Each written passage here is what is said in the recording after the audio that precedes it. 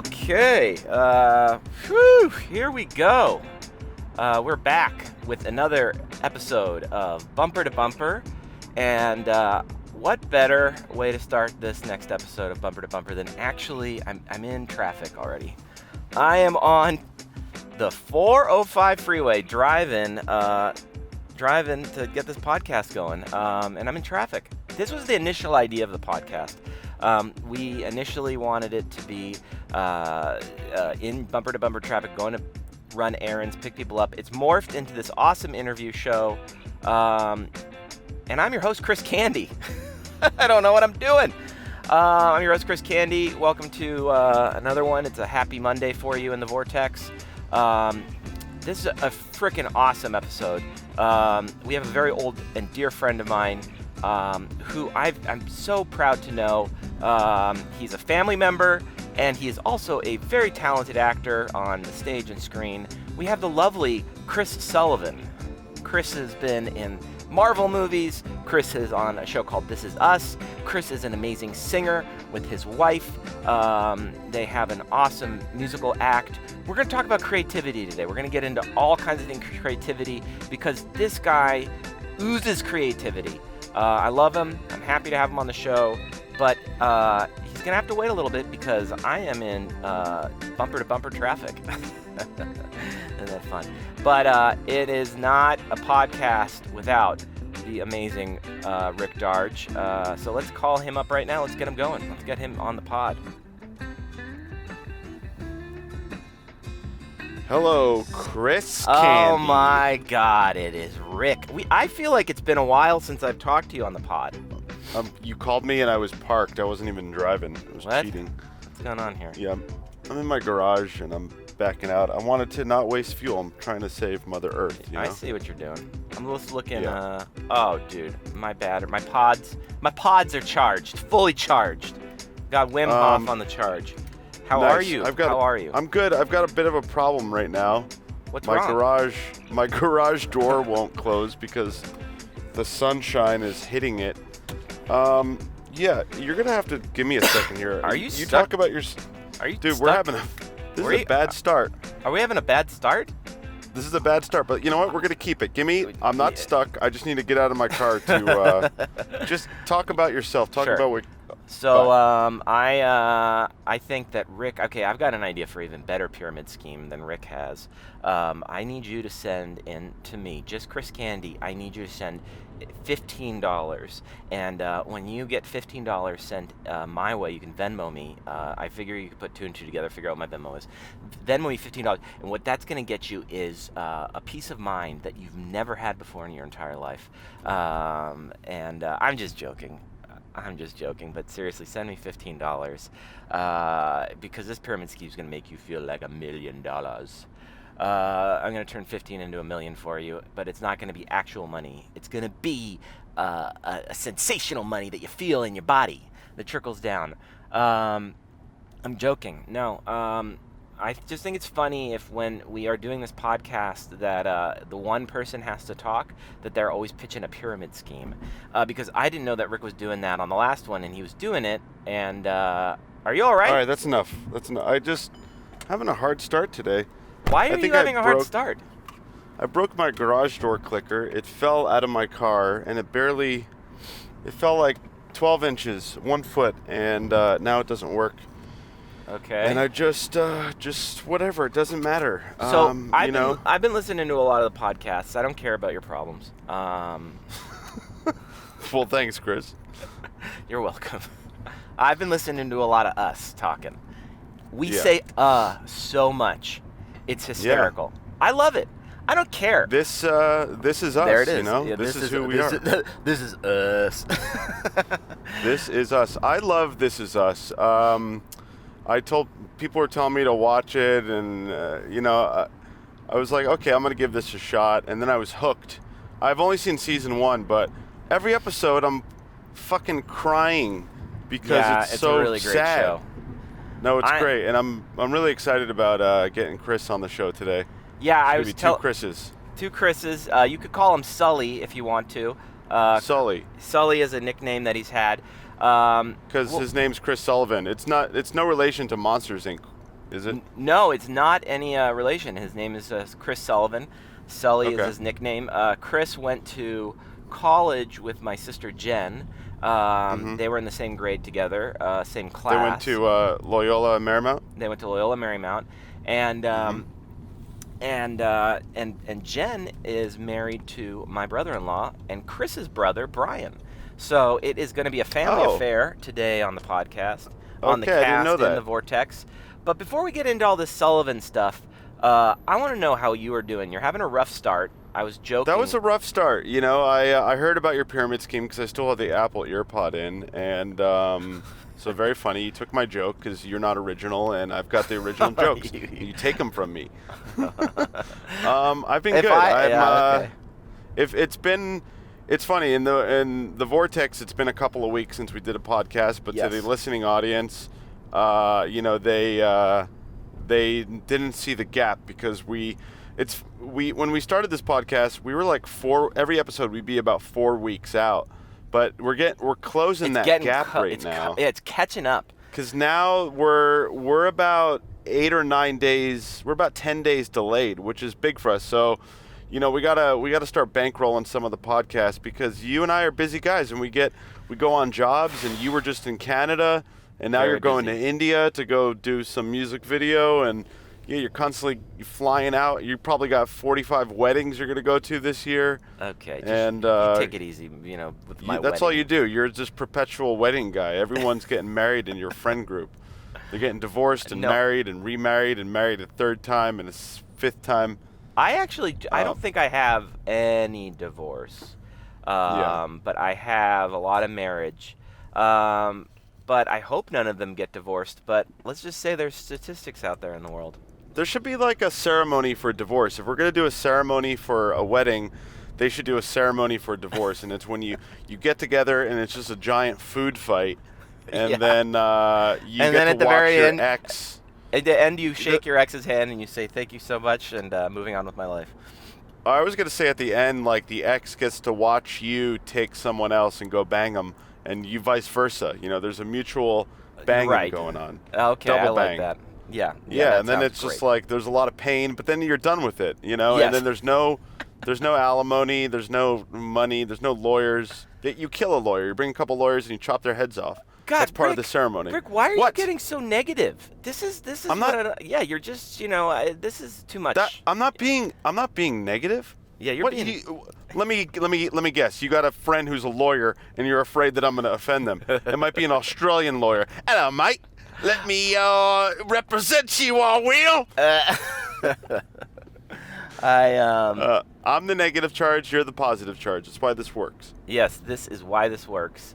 Yeah. I am going to no weddings so far this year. Nice. But I will go to India, and I was just in Canada on a job, and I say every other word. This is ums. So what's This going on is with you? So you have been working away. You've been doing some spooky bonuses. You just put a new one of those out Yeah, we today. just put a new spooky bonus. You go to Instagram at spooky bonus. Me and John Wesselcouch make them. We worked with this really fun director named Ian Pons Jewell, who put me in that Apple commercial that I was in, and I'm now represented by your commercial agency. I know we already talked about that on the podcast. Did we? But that's exciting for me. You did. You brought it up on the last week's one with Mike Pesci. And Mike's, that was a great episode with Mike. Yeah, that was very fun. I was a little mean to you. I'm sorry about that. I sometimes throw you under the bus. It's fun for me. It's fun. And then I watch it, and then I'm like, Rick, you're a little mean. You're being a little mean to Chris. Because, you know, I love Chris. Sullivan. Whoa! You trash man, you. You are trash pure man. trash. I am pure trash. But that's what I love about you. I'm not that far from Chris right now. I'm driving around. Where are you picking him up? Are you picking him up at Paramount? No, I'm picking him up at a restaurant on the west side. It's okay. called Superga. Superga or Superba? Okay. Guess what? He's bringing me a cup of coffee. I'm Oh, 6 look at minutes that. away. I'm 6 minutes away from getting them. So All right, great. Is he okay? So they wrapped season 4 is done, but they've been renewed for season 5. I guess it's coming out in September. That's what I read. okay, That's yeah, the case. that I believe so. He could probably catch you up on everything. He is a really, really great singer as well too, which is fun about Chris. Yeah, he has a band that he started, right? It's called Sully and something. Sully and something. Should I do another car wash? I love doing the car washes. No, I'm not going to do it. No, you've done too many car washes. I might do a car wash. I only did one car wash. That was it. Because I'm just stealing your ideas, because I guess I got no good ideas compared to you. I've been listening to our podcast about me a some lot. more. I've been listening to our You podcast have? a lot. I listen to it too. It's kind of like when you fart, when you wake up in the morning and you put the sheet over your head. You get to smell what you made. You smell what you produce. I obsessively watch my own stuff. I'm a fan of everything we do. I'm a fan of myself. Yeah, I'm such a fan of myself. And I was thinking. No, but about that. but you know what? Like, I do this thing where I will obsessively watch something. Uh-huh. And then once we put it out into the world, I'll never watch it ever again. So for like this podcast, I'll listen to it when we release it, in the morning, and then that's it. I'm done. I'm done with it. Yeah, so. And I'm very much the same way. But it gets. I listened to the podcast when I was in Canada. I flew in, and there was very crazy. I was going through customs in Toronto, and I had like an hour and a half wait through customs. I just popped in the pods, threw on some old bumper to bumpers. You rip through any line. Let me tell you something, people. Here's a promo for Bumper to Bumper. Best freaking radio show on a podcast ever. It's the best one. Right. I just had a really trippy moment where I'm at the red light right now, and you were talking, and I was imagining, it was like I time traveled into the future and was listening to this podcast, and then I realized, wait a minute, I'm not stoned right now. I'm just high on coffee. So is that kind of like an alternate universe kind of thing? I don't know. That was a weird feeling. It was like a weird deja vu. I think it's the coffee kicking in. Coffee's mixing with my brain. So whenever I am weird or feeling off or anxious or can't find the right word, I am over-caffeinated. That is 100% it every time. Caffeine is wild, man. We talk about it a lot on this show, I've realized. We talk about a lot of the same stuff. I'm not going to talk about Wim Hof on this episode. No, and I'm not going to talk about how much caffeine no one cares. No one cares. Speaking of caffeine, do you want a drink that doesn't make you crash and that keeps you up throughout the day? Wait, do we have a sponsor Monster now? Energy drink. It's one of the best drinks that you can have. It's sustained energy. What? Do we have a sponsor now? Yeah, they paid me $20 to say this per episode. So. Really? Wait. It's Monster Energy presents Bumper to Bumper. That's the new podcast name. What if we just start? I thought you were okay with that. I told you about this. No, I'm not cool with Monster Energy drink. I'm a yerba mate guy. Yerba mate. Do you want a drink that keeps you awake and never crashing? Try yerba mate. Wait, is yerba mate a brand or is that like a flavor? It's a type of tea. That's like it's a type of leaf. It's a type of leaf. I'm 3 minutes away from Sully. The yerba mate root. I'm really excited. I'm a little nervous because Sully is probably our biggest guest. Yeah, he is. Aside from me, that we've ever had. Oh my God! Yeah, that's right. So skateboarders in the streets. The only thing off topic with Sully is we can't talk about his affiliation with the Communist Party. Correct? Yes, that's what he said in a text. So, okay. All right. So I'm not going to bring that up. Don't bring that one up. The Red Scare. What if communism made a comeback? That'd be kind of cool. I mean, I guess it is with Bernie Sanders. Ayo! Oh my God, I hate you. I hate you so much. Where am I going? Hey, who do you think it's going to be, Trump or Bernie? Let's get a little political. No. No, but who do you think it's going to be? Who do you think it's going to be? I want Bernie. But who do you think it's going to be? It's Bernie. We're not getting into it. We're about to pick up Chris, okay? All right, we're about to pick him up, but I am a progressive. Hey, we're going to get Chris, this is us, okay? This is us. This is me and you. This is us. What if they were pitching like names and one of them was, this is me and you? I want to ask him how they came up with the name. I wonder if he knows that. He probably knows. He's been on the show for quite some time. Okay, This is us. I mean, it's a great title because you're like, yeah, I am this. And this is us. This is me. Let's see here. Turn right on Lincoln. Whoa, we're saying a lot of ums. God, I'm infected with get ready for the ums. Yeah. I mean, they're here. They're here to stay. We should just call this podcast So if you guys, I listened to it yesterday. I heard all the ums, and then I started hearing ums everywhere, and they exist everywhere. If you don't say you ain't cool. Yeah. Okay. This podcast is, I gotta say, this podcast is better experience listening to it.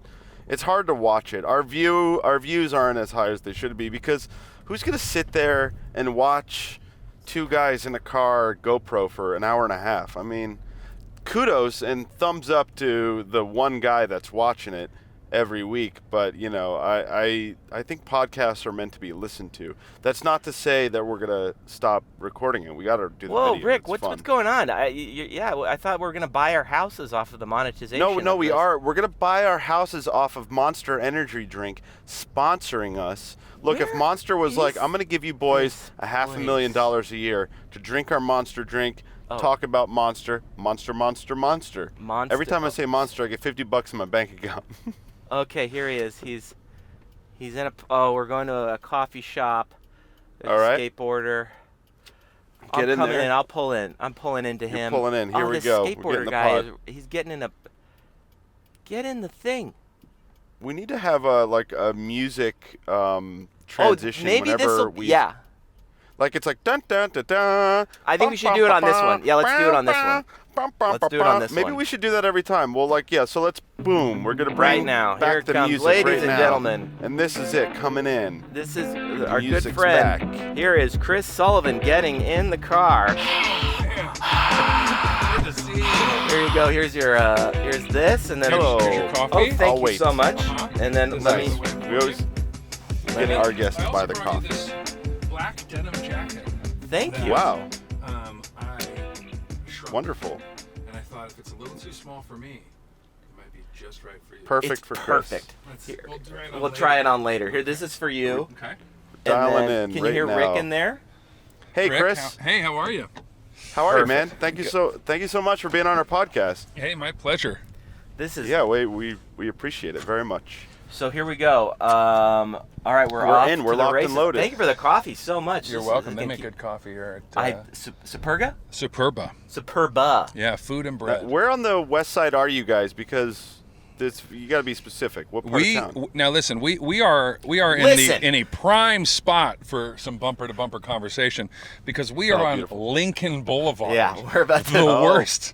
damn. And it's Lincoln Boulevard at like just the beginning of rush hour. Nightmare. Literally a bumper to bumper nightmare, but a great opportunity for good conversation. It's perfect for conversation. Now we normally, just so I know where we're driving. Yeah. Normally we run an errand if you have any errands to run, but if Great. not, we can go on a cruise. Okay. Maybe I was thinking maybe we could go up PCH a little bit, or know. where do you need to? I should have. Where do you need to be at the end of this? I have some. Well, I got to be at home. Okay, so. But I had some things that I need framed. But I should have brought them. But we're not far from my place. I could go get them, and then we'd go to the framer. It would be going up and down Lincoln, so it would be a lot of bumper to bumper. We have about an hour. Okay, great. You think that's possible? I do. Maybe. All right. I mean, it's as good a thing as any, right? It's as good a thing as any. Okay, perfect. I didn't quite hear. You're going to the framer? Yeah, I have some things I need framed. That was Nice, one errand that I nice. had to do today that I didn't know if I was going to have time. All right, let's do it. Yeah. We're doing it. That's the whole point of this podcast. All right, going to the We're going to framer. get stuff framed. I know the vicinity in which you live. Yeah. Here we go. Let's do it. We're all right. in it. So have you there two we- ever met? This is the question I've no, got. I don't think I've never met you, Chris. I met you through the television, but you've never met me. Through the television we've met? Well, no, you didn't meet. I met you. I'm a big fan of This Is Us. Before I knew your relation to Chris and his sister, my introduction to you was in that show. And thanks so much for watching. Yeah, I love it. It's I need to get caught up on the newer seasons, but I gotta say, every episode I've seen, I'm always in tears by the end. So way to go! And, Thanks so much. Making me cry. Yeah, the show does a pretty good job at getting down to the nitty gritty. Yeah, tugging at the heartstrings. What kind of? I was asking Chris, do you know were there any alternative titles, or was This Is Us always the title? You know Do what? you know anything about that? When we first were doing the pilot, it was untitled. And then when the show got picked up and we did our first photo shoot, there were rumors going around that they were going to name the show Happy Birthday. That makes sense. Yeah. And there was a bunch of like Happy birthday. there was a bunch of birthday stuff there, like the hats and like Oh, poppers thing. crisis averted. And Milo Ventimiglia gathered all of us and said, "Don't anyone touch any of those props. We are not putting on birthday hats." There's a protest. He didn't even want to give them the option. He was like, Yeah. Don't even, not as a joke. Yeah. Don't even do it as a joke. There was a mutiny on day one. Yeah. A coup Yeah. was struck in order to not go with Happy Birthday. Happy Birthday is a very bad name for a show. Very I'm bad name. so glad that Yeah. it was averted. Yeah, Yeah, and then- because a birthday is just one. You know, you have one day, and that's your birthday. It's That's like right. every week, it's going to be a new birthday. That's And right. then Well, also, yeah, every season kind of starts out with the big three right there, big Right. three homes. Wow, look at this guy bringing in the props and stuff. Having their next year's birthday. But Dan on set for the first couple of episodes, or I think while we were shooting the first episode, it's like if anybody, he was taking suggestions like Okay. in a hat, and if he had picked yours, you were going to get a free iPad. What? But he ended up coming up with it himself. So he gave the iPad to himself. So he got 2 iPads. Wow. can you remember any other titles that were thrown out on that And day? I can't actually. Why are you so obsessed about the titles, I Rick? think Rick. It's a great title. This is us. It's a genius title. What And do you you're think like, he's yeah. gonna come up with? Like, oh yeah, they were gonna call it like Lizard Boy. Wait, come on, what do you Lizard Boy would be a great show. I want to watch that show as well. Now? Let's break that story Yeah, right here on this podcast. yeah, exactly. Lizard Boy. Let's get what's Lizard Boy about, Rick? It's about a boy. He's a lizard. Lives You know in what a I little... noticed, Chris? What's that? Whenever we do this podcast, whoever has the guest bullies the other one. Yeah. Well, we're like, I think we've been doing this podcast enough now, and it's so true. Like if he has people like one of the last episode, they're eating chips and drinking soda pop and stuff like that. Like, We're having you a bringing great me time. Gifts, like you bringing me coffee. Yeah. The other person's always just kind of sitting there going like, Yeah, So not anyways, saying anything. Well, it's super easy to bully a disembodied voice. yes, that is Yeah, it's exactly. very true. You know. I'll be your punching bag. Yeah. Now, Chris, you know this area pretty well because you went to college in this area. That's right. That's right. We are on the Venice Marina del Rey border. Yes. And I went to Loyola Marymount right up here on the hill. With my sister, which I've told the pod that's world. that's Campus. right. Yeah. And also your alma mater, right? Yep, I went to That's college right. there as well. That's right. That's right. Not at the same time, obviously. No, not at the same time, but I do remember visiting you. Yep. I have a lot of memories, Rick, so you know, of hanging out with my sister and her friends, and they were all into the theater program, believe it or not. That's right. And Chris was always very charismatic, and I was saying in the pre-show, I was saying this guy little pre-pod. oozes creativity, and it was very, very evident in the college years. Very nice of you to say in that pre-pod. The pre-pod. Is Loyola known to be like a great school for acting? I don't really know much about it. Absolutely Yeah. not. Absolutely not. It is. It actually has quite a. Let's put it this way. This does go out into the world, just so you know. No, the program now is incredible. They've developed it quite a bit, and they have quite a strong history of like people who came out of there. Before me was Linda Cardellini and Colin Hanks, that's Busy Phillips. Busy Phillips? That's right. Freaks and Geeks Wow. crowd. Yeah, that's right. I went to Freaks and Geeks U. Yeah, you went to Freaks and Geeks U, buddy. And so there's quite a few. The thing that's great about LMU's program that's different from like UCLA or USC is that you don't have to wait until your junior year to start acting. So a lot of people jump in there to get right down into the nitty gritty. I'm just gonna see how many times I can say nitty There gritty. was Are you from? Go ahead, Chris. No, you go ahead, Rick. No, everybody. Well, Everyone talk at once right now. Everyone say what's on their mind right now. I wanted to know. On my mind, it's Lizard Boy right now. Yeah. Yeah, I'm still on Lizard Boy. What are you from Southern California, or where'd you grow up? I grew up in Sacramento. I was born in Palm Springs. Oh, nice.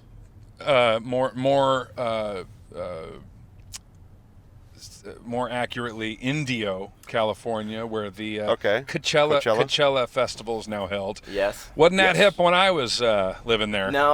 1985. Yeah. It's changed since. But those fairgrounds, I used to grow up. I grew up in the hot, literally Death Valley. Yeah, he was in the hot backyard of Wow. of those fairgrounds, and we would watch. That's where the circus would come to town. We'd watch the elephants arrive. We'd watch hot air balloons take off. It was a magical place. Now it's Coachella. Yeah, it's changed Yeah. quite a bit. Yeah. And your father, your dad, he was responsible of putting in the palm trees in parts of the Palm Desert area. Is that true? Did I just make this up? I mean, in a way, yes and He was a city no. planner. He was a city planner for Palm Desert, and Okay. and so yeah, I imagine at some point he oversaw the installation or planting of palm trees in I just Palm Desert. Brian, your brother, Yes. my brother-in-law. That's right. I remember I was driving with him or with your dad, and he pointed out palm trees. He said, "These palm trees I put in," and I was impressed. You know, Oh. you don't always get to meet the person that does the thing. Well, there you go. You've seen more than Thank you so much. than yeah. We're giving the friendly wave for Los Angeles drivers who let us in. I would don't love don't to be a forget to do fly on that. the wall. Yeah. Oh, sorry. Yeah. You just want to be a fly on the wall in general? A fly or- on the wall for that that conversation of the Southern California city planners going, you know what, we need some palm trees Right. to Right. tropicalize this place up. Because, I mean, they're not native to this land, but No. it's something we always associate with Southern California, especially That's LA. right. That's It's right. funny. True. Can you talk to us about the pictures you're getting framed? What are you getting framed Yeah. with? So Yeah, what's going on here, man? let's see if I can pull them out. Maybe I'll pull them out and show them. I can hold the microphone while you do that. There you go. Yeah, you hold that, but drive safe. You know. Oh yeah, of course. So, a couple of weeks ago, my wife and I were in Nashville. One of our favorite places to stop is Nashville Hatch Show Print, and they are historically they make those concert posters that you would see from Right. the 50s and 60s. They're the ones who essentially started concert advertising with the what they would call letterpress. Yes. Wood letterpress. And they're still open, and they still create posters. And so we bought one little one for our house. We also, already at the printer, we have 3 giant ones that were like abstract prints made from like 7-foot tall letters. Oh. So originally when you had to make a billboard, they would literally letterpress these giant billboards. Oh, and some right, artists right. came in and made some abstract prints. So anyways, I'm getting one of those done, and then I'm getting 4 prints framed for our baby's room. So I didn't know what I can say or can't say. This guy's having a kid. I'm having a baby! Amazing. Yeah, What that's do you know? right. Do you know boy or girl or? Well, it's a baby boy. Nice. So cool. And he will be arriving July 25th-ish. Let's go straight through here Awesome. and go bumper to bumper on a different road. Perfect. I Sounds love. good. I'm a July baby myself. It's See, all I my love it. best friends are. Yeah, July's Are a you- great month. Oh yeah, you're a July baby. Yeah. When is your birthday, Rick? July July 9th. July 9th. Yeah, it's close to the 9th. 4th. That's what I remember. Yeah. I'm passing by a giant production going on right now. It looks huge. Is it This They Is have Us? multiple trucks. Did they call you? You better Get call to your work. agent. I gotta get out of here. Let's plug that can in. you, Work. So This Is Us. We're going into season 5. I think is September. It comes out, if I'm not mistaken. Yes, we're in the middle of season 4 at the moment. Okay. Yeah. So they already know season 5. They know the date when it's going to debut. Have you started production or? How No, does that work? we're still shooting season 4 right now. Okay. We'll wrap up March 9th. Mm-hmm. And then and then we come back into production probably in July, and so we're usually like 4 or 5 episodes ahead of them airing. Cool. As far as production goes. Yeah. Yeah. It's kind of like the bumper to bumper production flow, Rick. You know, we're always like 3 or 4 in the can before we drop them. 3 or 4 in the can, and then you got it. Amazing. So, can you walk us through? I'm so curious about like the your process when you get a script. What they send? Can you talk us through it? Someone that doesn't know the process of making a hit television show. You get the script, and then where do you go from there? Is it a table read, rehearsals? I get the script, I thumb through it to figure out where my lines are. Yes. Blah, blah, blah, my line. Blah, blah, blah, my line. Yeah. No, we... Chris was just holding me while he was saying all of that, too. He was petting me the entire time like I was a little pooch. Yeah, the audience knows.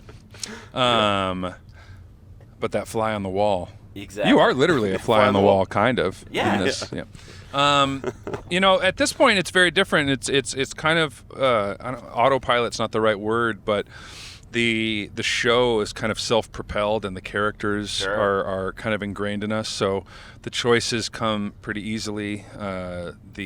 Most of the time, the story kind of explains itself. We obviously have get a bit of a heads up on what's coming and what to expect, and so for me, a lot of it is kind of committing it to memory. Kind of. I at this point, my ability to, let's see, where are we going to turn? We're going to turn left. I think we were going to turn left right there. I can get us back there, no problem. I know you can. Go here. Yeah, perfect. My ability to memorize dialogue has gotten to the point where I know the story, I've read the script, but I generally wait until the day of to fully memorize television dialoge. Do you have a specific process? Because it changes like right up till the very last second. It certainly changes.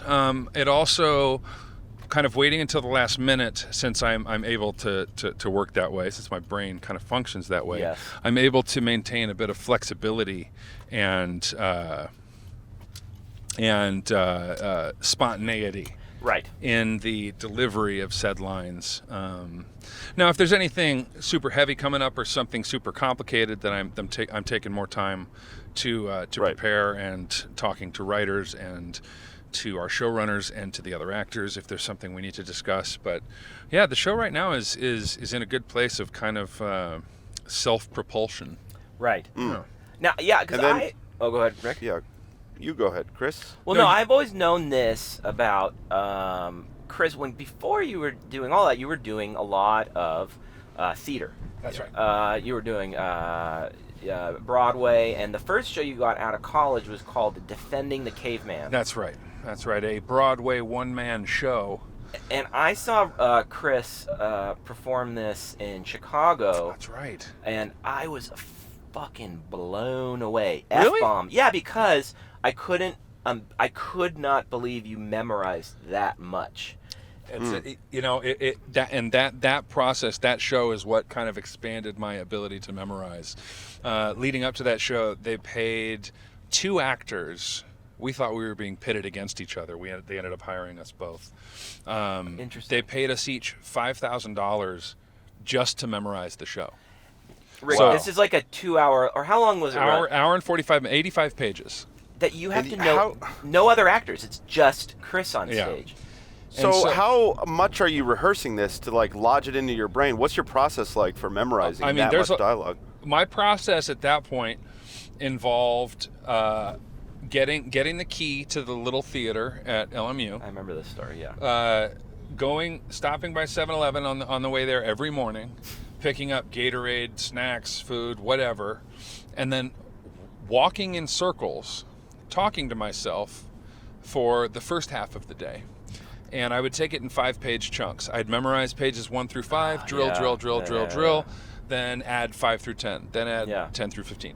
And then in the second half of the day, our good friend Chris McCaleb, Yeah. editor of Breaking Bad and Better Call Saul. Yes, this is true. Oh, no, so you know McCaleb, Rick? Yeah, I know McCaleb. Yeah, Chris McCaleb. And so Chris McCaleb at the time was unemployed as well. We were unemployed together. And in the second half of the day, he would come and be on script and drill me through the pages that I had learned that day. So cool. I slowly drove myself crazy until I got up to 85 pages. Then the most insane part was they flew both of us to Boston, where the show was currently performing. And during the day, I had to get on stage in front of the guy who wrote it, his stage manager, and his lighting designer. 3 people sitting in the middle of a 2,000-seat theater. Oh, my God. And perform this one-man show for the 3 of them. Yeah. Wow. And, like, Rick, you would see this performance, and he had it. There's no one else. It's just him. But I was so impressed just at how casual it was, because for me, to talk about me a little bit. Finally. Yeah. No, memorization, once I cracked memorization and figured it out, like how it will work for me, Yeah. I remember I would use a lot of actually references from that story specifically.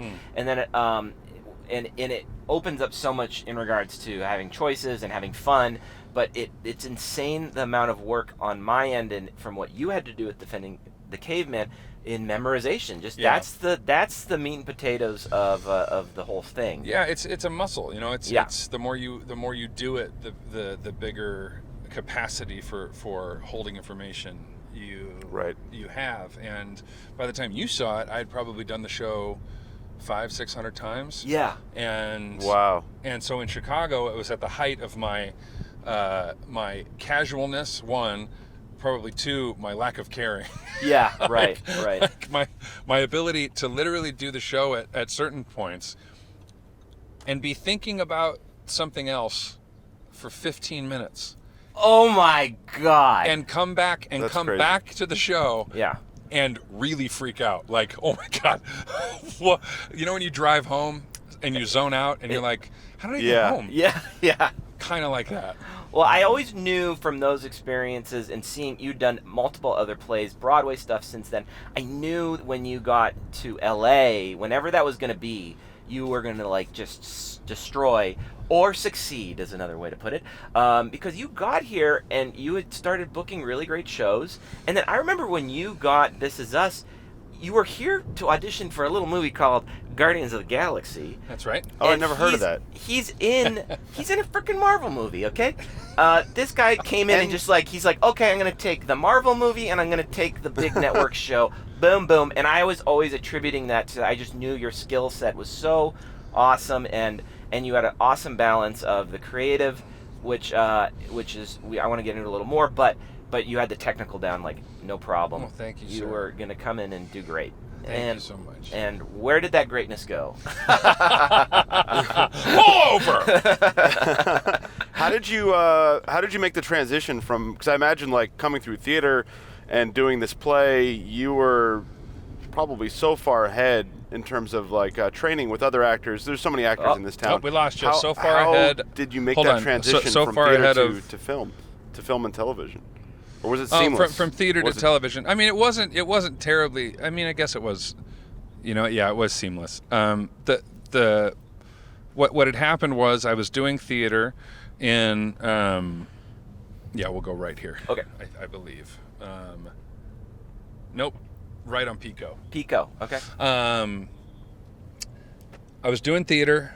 I had managed to string together 3 Broadway shows in a row between 2010 and 2013, and at the end of that, or 2014, and at the end of that run, my manager said to me, "It's time to start trying to get you on television, and so I need you to not do theater for a while." Right. And I'd gotten to the point where, you know, for a guy like myself, a character actor who can sing and dance a little bit, there's a role for there's a role for us in every musical. Right. It's because musicals are pretty standard in their structure, and it's like, oh yeah, you're going to be the guy who's kind of the sidekick, the funny guy who has one song all by himself. He gets his solo comment. The Donald O'Connor in Singing in the Rain type character. Right.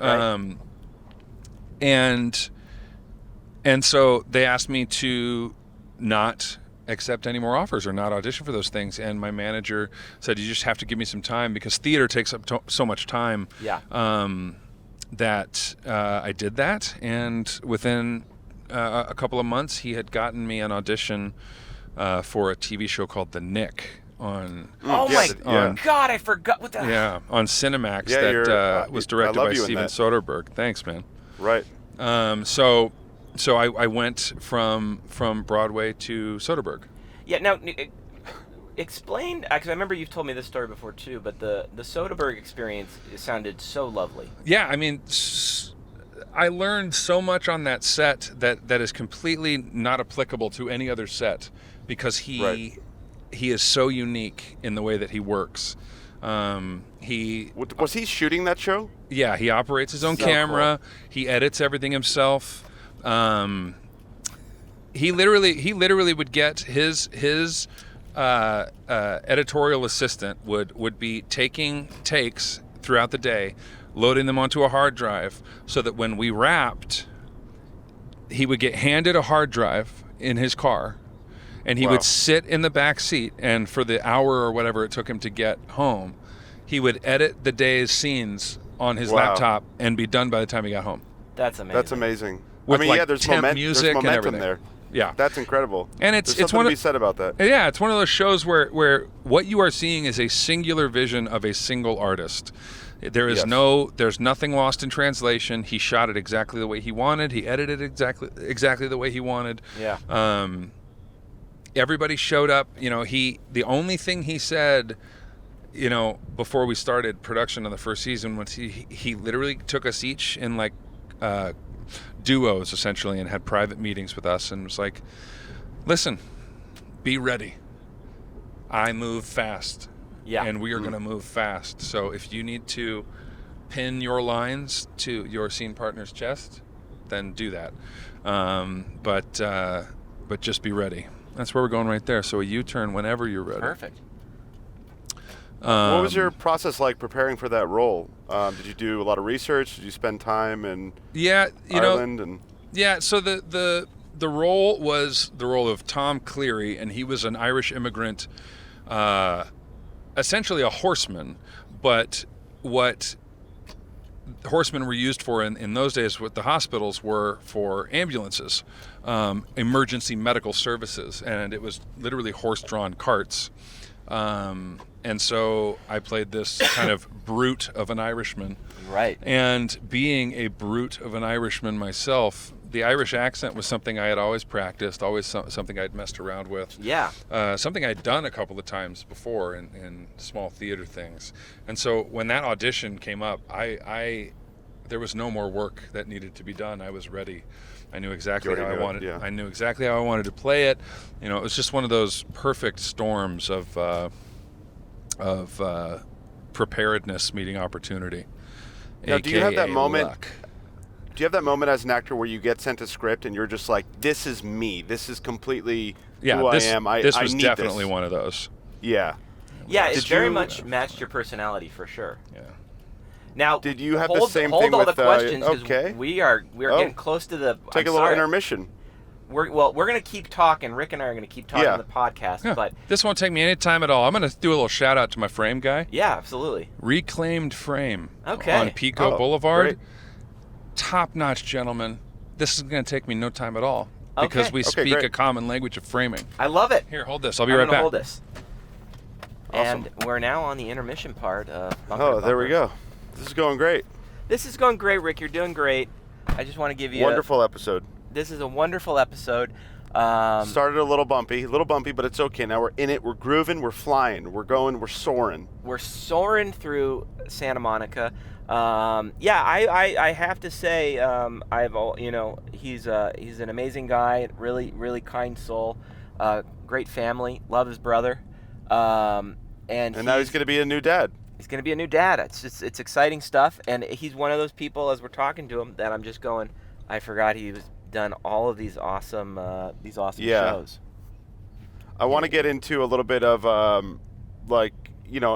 we'll talk about his current show, This Is Us, but when he gets that script, is he bringing we can save it when he gets in, but I want to know how he character builds. Is it becoming prepackaged? Does he have a lot of influence over dialogue and what this person says? Sure. Every actor is different, in terms of how much they want to push or pull. So I'm curious to know about that, and I'm also curious to know what are some of his favorite shows right now. What's making him just kind of what's making him tick? What's blowing his mind? Yeah, he's got but he's also done a lot of other things to get into, just briefly, but he's done some really memorable commercials. He's the voice of the camel on the Geico commercials. Oh yeah, I heard about that. Yeah. He's got quite the caliber. What is the word? I'm excited. I'm excited about his newest project with showrunners Rick Darge and Chris Candy, Lizard Boy, coming to you at FXX Network. It's going to be really good. It's about the story of a lizard boy who turns into a lizard man. Mm-hmm. It's basically about a politician. That's where I was getting it at for you. I knew that there was some kind of, reptilian There's a senator. Lizardness. Yeah. Lizard Boy. It's just a picture of Mitch McConnell. Yeah. Lizard Boy coming to Fox next winter. So where are you? Where are you driving around right now, Lizard Boy? I've just been cruising around the neighborhood. I think I'm I don't know where I am. I've been just kind of cruising. I think I'm in Glendale area right now, or I'm by the mountains. I keep kind of circling around Griffith Park, and I'm on La Crescenta and Honolulu. La Crescenta and Honolulu. Yeah, and we're gonna go in tonight. Do you think we could ever have an counter on our on one of the shows? You know how many people say I mean, it's just is a glue. It's a transition. It's a glue word. I love it. It's a comma. Yeah. Is let me pause. And it's just weird. Where did that come from? Where did somewhere along our lives, we someone said around us, and we took that subconsciously and we put it in our little toolbox. It's in the zeitgeist. It's in the zeitgeist, so to speak. So tonight we got a comedy show. We both do. Tonight in the Vortex, we have a comedy show. You are doing your Live at the Hollywood Room with Jason Schatz. It's not Live at the Hollywood Boulevard. Room. It's another one. It's Colleen's. Colleen, who you have to get on the podcast. It's Jason's girlfriend. She's got a show tonight. Oh. It's her, and we're doing it. Where is it? It's at the wine bar. We're going to the wine bar tonight. Yeah, we're going to the wine bar tonight. Oh, yeah. Hillary's very nervous. She hasn't done stand-up in 6 years. His girlfriend's doing stand-up tonight for the first time in 6 years. Incredible. Yeah. It's going to be fun. I'm excited to watch that happen. I think I came out of range. Oh, hold on. Let's see if we can get you back. Let me see. That does anything. What's going on? Got you. Got him back. All right. Oh, here we go. Back in my drinking days, this bar would have been a good choice. Oh, Barkowski? That's a pretty great name. It is a great name for a bar. Have you been in there? I went in there once with Sam Restivo and Chris McCaleb, actually, and we had a beer. And? It's a bar. It's a bar that exists. It's a dingy dank bar. It's a bar. They have a typewriter in there that you can go and type. You can really live a Bukowski lifestyle when you're inside of there. Got it. What's with the romanticizing of all of the most destructive artists? Throughout the history. I'm not a huge Bukowski guy. Me neither, but he's definitely a romantic idea of what a writer is, or even with musicians or painters. Apparently Picasso was a giant dick. Yeah, there's this infatuation with people who have terrible qualities. I think because inside of all of us, as humans, we all are wrestling with our own, things, our demons, our troubles. And I think when we see someone who's just so aggressively or openly accepting them and flaunting them and tortured by them, we are turned on and attracted to that. Yeah. Wow. Do you think we all wish we could do more of that? Well, this is So an interesting poetic. thing. I Right. think that I have friends right now who I have my friend Rosic actually, who's going through a liver cleanse, and so he's he's giving a shout out to Rosic. I've got only on a Los Angeles podcast. I've got my friend Rosic, who's currently going through a liver cleanse. A specific. It's like such specifically a the liver. specific Yeah. sentence. Well, Yeah. yes, it's And a very specific organ. Yeah. But he looks great. He's in my acting class, and he looks great. And he is allowed to have a little bit of wine, but he's cut out all kinds of food and no beer, no alcohol. You know, it's like Yeah. it's all out. And he looks great. But last night, normally after class, we go and get like a beer or something Right, like that, right. and with the teacher we chat. And he goes, "I want a beer so bad." He's like, I would love a beer. And he doesn't have a problem with alcohol, no problems. He's just like, I miss it. And then I said to him, I go, yeah, it ends up becoming the question, what life do you want to live? Right. Do you want to live Yeah. a life where you have to do this, this, and this, or this, and this? And they both, you know what? You could be sober as a whistle or as drunk as a skunk. You're going to find all kinds of problems on either side of the coin because the problems exist inside of you. This is now my new podcast called Existentialism, Inside the Mind It's of like the Human Body. It's like Jerry Springer with the Jerry's final thought, and he always has That's this right. poetic thing to say. You know, Yeah. it's just Chris's moment. He Well- does it every time a guest comes back from their errand. Yeah, Just a little bit of insight. Yeah. Yeah, exactly. I don't know what the fuck I'm talking about. I just go with my gut, and that's No, what I'm I mean, No, saying. hey, it sounds good.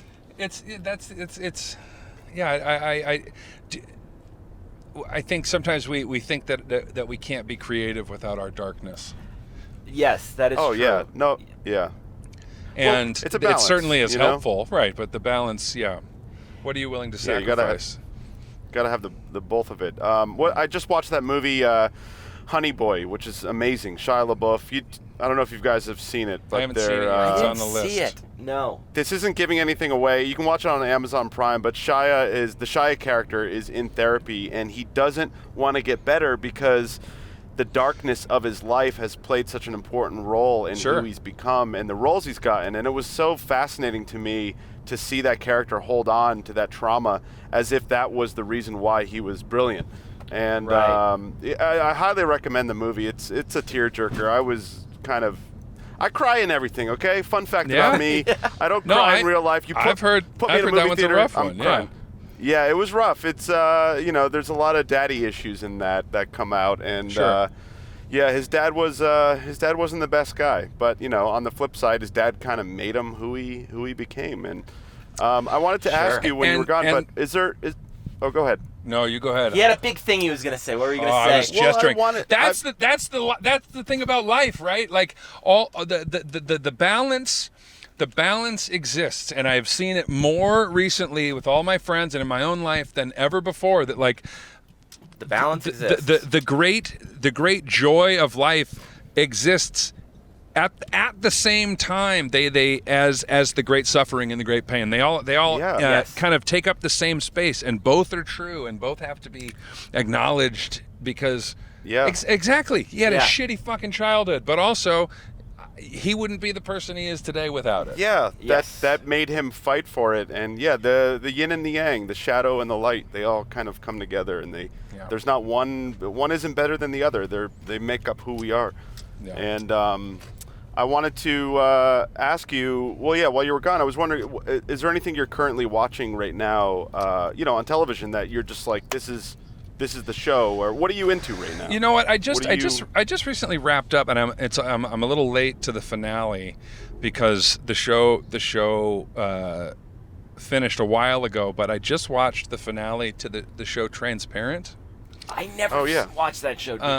That show is so perfect.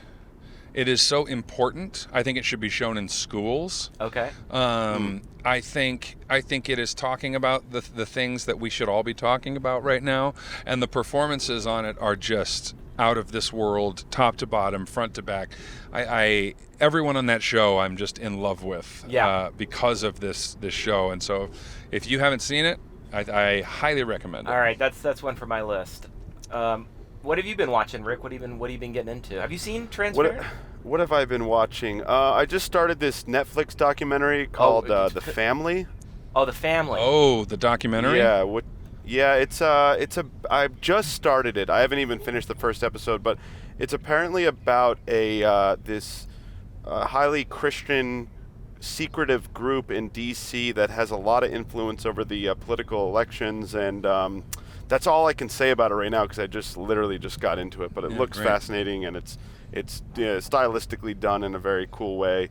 But yeah, I just started watching that right now. Well, I'm watching a little show called The Knick. Yeah, what are you watching, buddy? I'm just trying to get my plug in. I've been watching. No, I watched the Kaminsky Method. It's not nearly as relevant, but god damn, the acting's really good in it. Is it Alan Arkin? Yeah, I was gonna say. Oh that. yeah, I was gonna say Alan Arkin. He's so good in it. One of the greatest living actors. Yeah, hands down. And to watch him on this show. Michael Douglas is really good. If you're looking for like a very one of the greatest actors who's passed. Kirk Douglas. Yeah. Kirk's father. Yeah. Michael's alive. Yeah. Am I having a stroke? Anyways, that's all. I wanted to throw in my 2 cents. Let people know I'm watching. I love watching certain things that make me think and that make me feel. But my other favorite type of viewing is no stakes. Yeah. Yes. All love television programming, and there's this show that nobody I know is watching called The Repair Shop. Really? And it is literally a group of English craftsmen in a small repair shop repairing antiques for people, and it is a drug for me. It is a. Is this a reality show or is this okay? It is a reality show. Real people bringing in real family heirlooms to be repaired by these experts. And you guys, it is a dopamine, serotonin love fest. Dude, my what dad... Is it? Go ahead, Rick. No, you good. My dad watched we a always show interrupt called... each other. Yeah, he watched a show called Coronation Street. And Coronation Street was the most boring British soap opera about a family that lives on Coronation Street. It was like a soap. Yeah. But I think that there's something that happens, and I don't think it has to do with actors. I just think it happens to do with people as we get older. We get hyper-specific and in love with these very basic things. Right. That there's no risk. Nope. I'm not going to be surprised. Yeah. I'm not going to be Sometimes taken you need for that, a though. ride. You just that's need why to people coast a little bit. It's called Downton Abbey. Downton Abbey. Yes. Nothing happens in that show. No, it doesn't. Not a single thing happens in that show. I've never watched it. It's wonderful. What are you going to say, Rick? My dumb thing right now, I'm watching this YouTube channel. It's called The Cart Narcs. And it's a guy that has a... Narcs. Cart Narcs. He's got a GoPro strapped to his chest, and he waits in parking lots for people to leave their shopping carts, like in the middle of a spot, and not take them back to the corral. And he comes up to them, and he like goes, "Excuse me, your cart is not supposed to be..." Where can I see it? It's on. You can go on YouTube and just type in Cart Narcs, Narq. And the fascinating thing about the show is like the people that he calls out, like they just explode on him and say the meanest. they lose their minds, and it's so. And what I love about it is he remains very calm, very collected. He doesn't use language. He doesn't personally attack them. He just allows these people to flip out, and I love it. That's my dopamine rush. I want to go back 1 hour. We're at 1 hour. We did, yeah. But yeah, we'll go for another. We'll go for like another 10 minutes. You just stop the car wherever and make me get out. No, this is how we're gonna do it, so I don't freak Rick out. We're gonna get close to Chris's house, and then we'll end it and hand it off to you. And then I'll sign it off. Yeah. Well, I want to get into. I want to get more into This Is Us and your process with that, Chris. When you initially got that character and you were building that character with the pilot and then the first season, how much influence do you have on Toby? Are you bringing your own things to the table? How receptive are the writers, or is it pretty strict? Do they know exactly what they want? I'm just curious to see how loose it all is. This production is different than others. It is far more collaborative than I believe most productions. The writer's room is always open to us. We're always available to ask questions or bring ideas. But what I think has happened most, because it's happened with all of our characters, is they've given us certain things, and then the writers are paying attention to what we connect with and what we deliver well, and then they have started writing for us and to us. So the character and the person start coming closer and closer together. Probably more so than, this is the closest character I've ever played to myself. Right. Even though there are some, big So they're differences. they're adapting the script, based on your personality, and that's Yeah, awesome. Do you find that do things change a lot in the table read from the time that you do the table read to when the episode airs? Are they making a lot of changes? And we only did a couple of table reads in season 1, and then we realized none of us had enough time for that. Mostly Right. the production staff, and so we don't do table reads anymore. Okay. Maybe once in a while, if there's a special episode, we'll do it as kind of a special event just for ourselves. Oh, but that's cool. we haven't really had time to do those.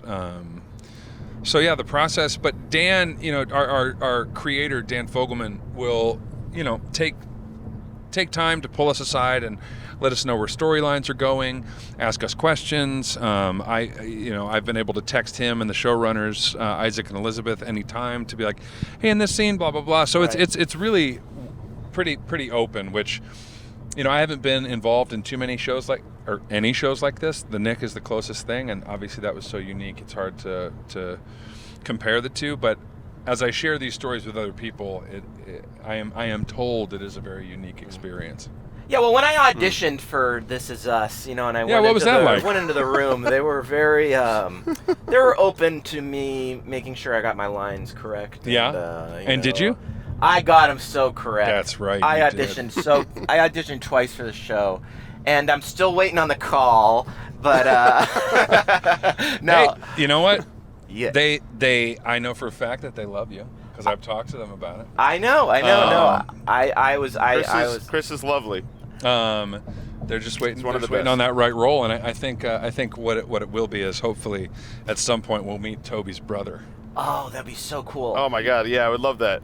Now the crazy that thing, happening. the crazy thing is Chris is a musician as well. It's crazy, everybody. It's insane. But he was in a band back in college called Fat Toby, and Yeah. I couldn't believe that Yeah. he ended up getting this character. I think you were the person who pointed it out to me. I was. I didn't even get the irony of it. The irony that he plays a heavyset gentleman named Toby, and his college band was Fat Toby. Rick, do you believe that, Lizard Boy? Can you believe Hey, you know what? this?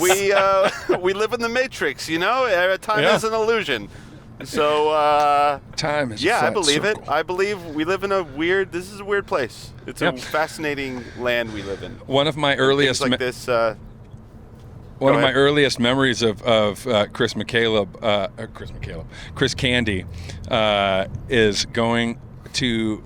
Well, you were still in high school, and we all came over to your house, and you had a straight edge punk show in the backyard At my mom's house. at your mom's house. And so there was a group Oh of my God. 6 or 7 college students, and then maybe 24 high school students with black X's on their hands.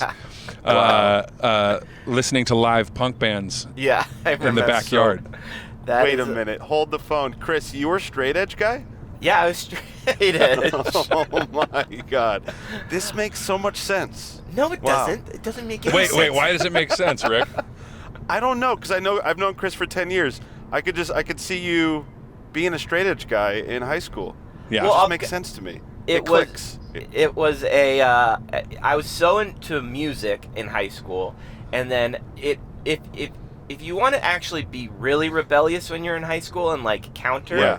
you don't Yeah, straight party. edge. Right, You don't right. party, Yeah. and To that's be- actually the No. cooler thing to To be do. honest, I know. I knew a lot of straight edge kids. They were even hardcore. then, I was like, first of all, I've always admired you, but I was like, Oh, this thank you. this fucking kid is cool as shit. Ah, thank you. A high school kid who's like punk rock, straight edge. Yeah, I had a great admiration for you and your social funny. circle. Thank you so much. Yes. Well, it's changed since then, as Rick and I have spent many a night. yeah. I now Drunk go at the to- bar. Crooked Edge. No, I remember the first. Rick and I did this one improv show together because Rick and I were on an improv team for a while, and we went to a drug-positive improv show where they said, Oh my this guy God. Bart Oh, yeah. goes- remember that we used to play the show and Yeah. Amazing. and Bart. Oh, you came to one of the shows. It was encouraged to be high. He would give each Yes. team. He'd say, "You guys are on pot. You guys are on. You guys are on ecstasy. You're on mushrooms." And so then you watch the show, and it was terrible. And you did, but you did Yeah. the drugs. Yeah, we smoked pot, and then Yeah. we went to the Amazing. show. We smoked and, pot. Amazing. And I remember we went to the show, and it was so bad. Is that not true, Yeah. Rick? Well, was that? It Pot is like not the the worst right for kind of improv. drug to do improv because you're so No. in your head. I remember like the people on ecstasy were very funny, and the people who were drunk were probably the funniest. Yeah, but yeah. pot was the psychedelic people were not. They were too introspective, and it was really weird. Chris, before we let you go, have you always wanted to do this acting thing? Can you remember a moment in your life where you're like, this is for me, this is what I want to do, or was it just Yeah, I mean, what's your early on in high school, I once I realized that you could also go into college and do this, I'm gonna keep going a little bit. and do this as a form of study. I knew it was for me. I didn't know why. I hadn't quite figured out, what my purpose was behind the acting or the music or whatever the creative outlet was. But I knew that it made me feel good, and I knew that it connected me to people, and I knew that collaborating creatively with other people was the happiest I had ever been. And so I wanted to do it for as long as possible. And so I have. That's beautiful. Was there a moment where someone told you, like, you would make a good actor, or or a performance you saw in a film or TV where you're like, I connect with this, or was it just always naturally coming to you? I mean, I grew up watching Tom Hanks, and Yeah. still pretty much want to be Tom Hanks. I know that was always he was a formative person. You can go here if you want. If not, Oh, keep I'll driving. go a little bit. Yeah, All right, great. yeah.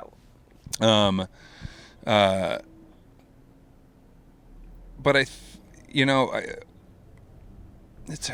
It's hard. I felt. I actually, it's a hard thing to kind of quantify, but I was living in Yeah. Chicago, and I was walking down Halsted Street on my way to I.O. to my improv class. And it was a Sunday morning improv class, so the streets of Chicago are empty. Everyone is curled up in the fetal position indoors. Yeah.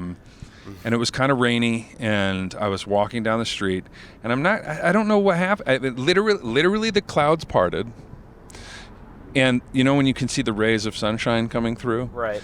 And I Yeah. had just had this kind of amazing moment of gratitude to be going to this improv class and doing something that I Yeah. loved, and I was able to pay my rent while by being an actor, and I just had a comfort come over me that I was doing the right thing, I was on the right path, and this is what I was going to do for the rest of my life.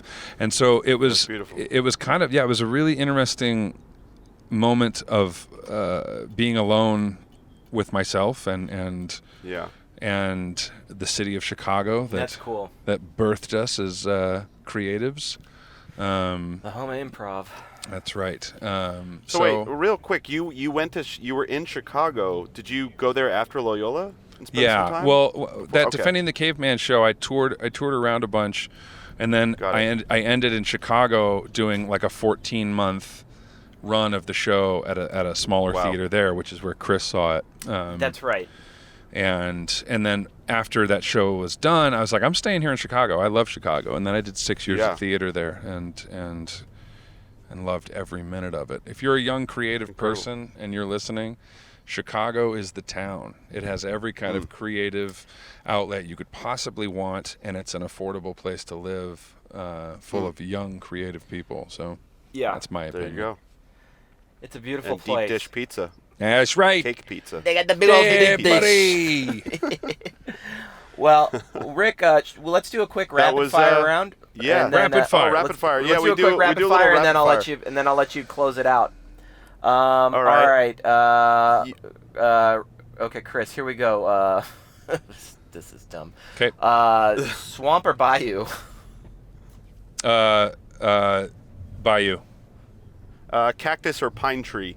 Pine tree. Surfboard or skateboard? Skateboard. Nintendo or Sega Genesis? Nintendo. Okay. God, I've got to get better at this. Quinoa or rice? Oh, boo, Chris. Pull the car over. pull over. Well, anyways, Rick, I'll let you handle the rest of this podcast. Pull over. Pull over! Here. Thin crust or deep dish? Thin crust. Really? Chicago. Oh, Los Angeles or New York? Oh. Los Angeles. Okay. Okay, Yeah. that's pretty good. Yeah. Wait, Tesla or Prius? Subaru. Now we're talking. Okay. Now you're speaking my language. Subaru. All right, this was one big Subaru ad. Thank you so much, Chris, for being on Yes, this sir. with us. Thank you. Yeah, we really appreciate it, man. That was fascinating. I wish we had more time. I always say that, but I really It's been a nice ride. Yeah, can't wait to see the closeout of season 4 and catch you on season 5 and all the other fun stuff that you got planned in the pipeline. Thank you, sir. You're one of my favorites, so you make me cry every time. Thank you so much. And Chris, I will see you tonight in the Vortex. I'll see you tonight in the Vortex, Rick. Oh, All right, I'll wrap this one up. impending. Let's rock it out. All right, thanks, Rick. Take care, bud. Take care, guys. See you later. Bye. Bye-bye. Bye-bye. That was a lovely podcast. Always lovely. I gotta read a thesaurus. I'm really bad with words sometimes. Chris Sullivan, you know who he is. He's one of our biggest, I would say he's the biggest guest we've had. Most recognizable guest we've had. And so funny how Chris, Candy, and him know each other through the family connection. I really wish I could see that, that play that he did, but he's moved on to bigger and better things. And This Is Us, one of the best shows, a real tearjerker. Didn't want to believe it, but got me hooked. Didn't seem like my type of show at first, but I got to say the performances on that show and the writing are just so sharp. And Chris is a great character on there. Got a bunch of road work going on next to my place right now, and yeah, he's got a bunch of cool projects that are in the pipeline that are coming up, and you got to check them out. Check them out on your TV. My garage door clicker is working. I just said Anyway, you know where to get this podcast: Apple Podcasts, Spotify, Google Play, and of course on YouTube, where you can watch our beautiful faces. This was a great one, guys. I hope you all enjoy your week and catch us every Monday on Bumper to Bumper. And this is your one and only Lizard Boy signing out. Au revoir.